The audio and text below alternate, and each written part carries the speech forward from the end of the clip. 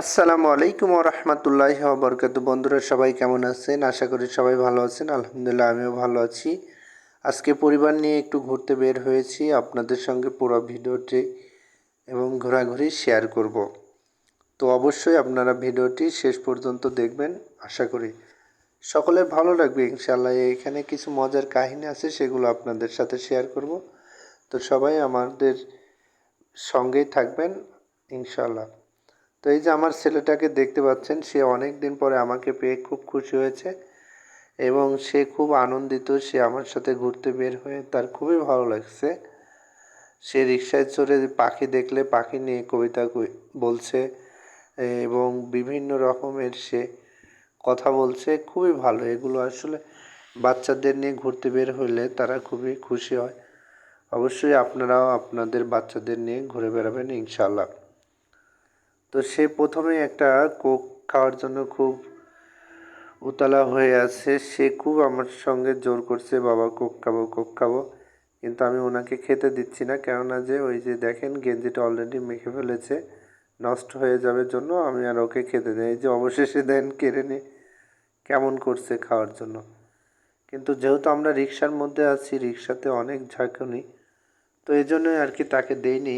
তো যাই হোক, পরবর্তীতে তাকে খাওয়াই দিছি। আমরা এসেছি একটা রেস্টুরেন্টে, এটা হচ্ছে নিউ মার্কেটের পাশে। এখানে আমরা মূলত এসেছিলাম পিৎজা খাওয়ার জন্য।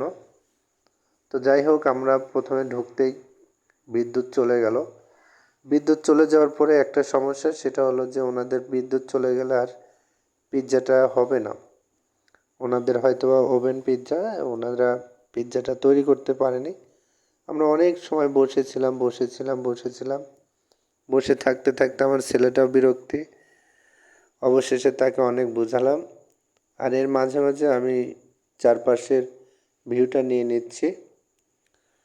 এই রেস্টুরেন্টের নাম কিন্তু আপনারা দেখতে পাচ্ছেন, তাদের অনেক লোগোতে দেওয়া আছে অনেক জায়গাতে।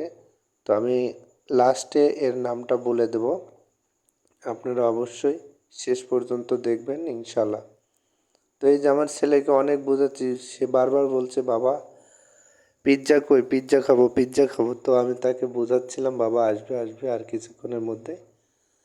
তো যাই হোক, ছোট্ট একটা রেস্টুরেন্ট হলেও এটার কিন্তু ভিউটা অনেক ভালো ছিল, চারদিকের পরিবেশগুলো খুবই ভালো ছিল এবং বাইরের লুকগুলো অনেক সুন্দর ছিল, দেখতে অনেক ভালো লাগতেছিল। আমরা গ্লাসে দিয়ে দেখতেছিলাম সাইডের সব বিল্ডিংগুলোতে কে কী করছে। সবগুলোতেই গ্লাস লাগানো, এর জন্য সবাই সবাইকে দেখতে পায় কোন বিল্ডিংয়ে কী হচ্ছে। জিম সেন্টারে জিম হচ্ছে, পাশের কফি হাউসে সবাই আড্ডা মেরে কফি খাচ্ছে। তো যাই হোক, খুবই ভালো। আপনারা দেখুন, এই যে ভিউটা দেখতে পাচ্ছেন, মনে হচ্ছে বিদেশের কোনো একটি দেশের বিল্ডিং দৃশ্যপট, অনেক ভালো লাগছে।